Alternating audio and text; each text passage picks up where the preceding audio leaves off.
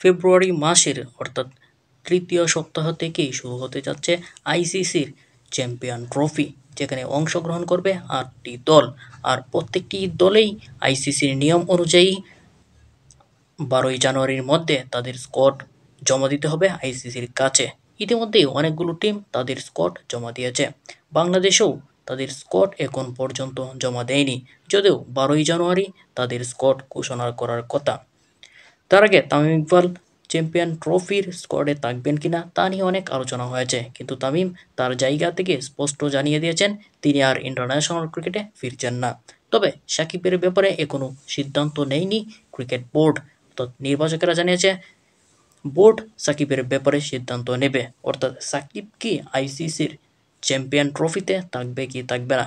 কিন্তু শোনা যাচ্ছে সাকিবকে ছাড়াই আইসিসি চ্যাম্পিয়ন ট্রফির স্কোয়াড ঘোষণা করতে পারে বাংলাদেশ ক্রিকেট বোর্ড।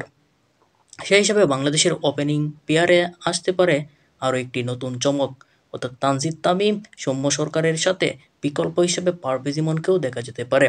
তাছাড়া নাম্বার 3-তে শান্ত, নাম্বার 4 মেহেদী হাসান মিরাজ, তাওহিদ হৃদয়, মুশফিকুর রহিম, জাকির আলী অনিক, মাহমুদুল্লাহ রিয়াদ এবং স্পিনার হিসেবে থাকতে পারে নাসুম আহমেদ, কারণ একজন বামহাতি অর্থোডক্স বোলারকে রাখতে পারে, যেখানে সাকিবের বিকল্পও ধরতে পারে। তাছাড়া আরেক স্পিনার হিসেবে রিশাদ হোসেনকে নিতে পারে এবং 4জন পেসার নিয়ে স্কোয়াড ঘোষণা করতে পারে। পেসারদের মধ্যে নেতৃত্ব দিবেন তাসকিন আহমেদ। তাছাড়া গতির জ্বর তোলা নাহিদ রানাও রয়েছে এই স্কোয়াডে। আরেকজন পেসার থাকবেন তানজিম সাকিব এবং 4 নম্বর পেসার হিসেবে মুস্তাফিজ না হাসান মাহমুদ। অনেকেই এক্সপিরিয়েন্স বিবেচনায় মুস্তাফিজকে দলে নিতে চাই। অর্থাৎ এই 15 জনেই হতে পারে 2025 চ্যাম্পিয়ন ট্রফির বাংলাদেশের স্কোয়াড।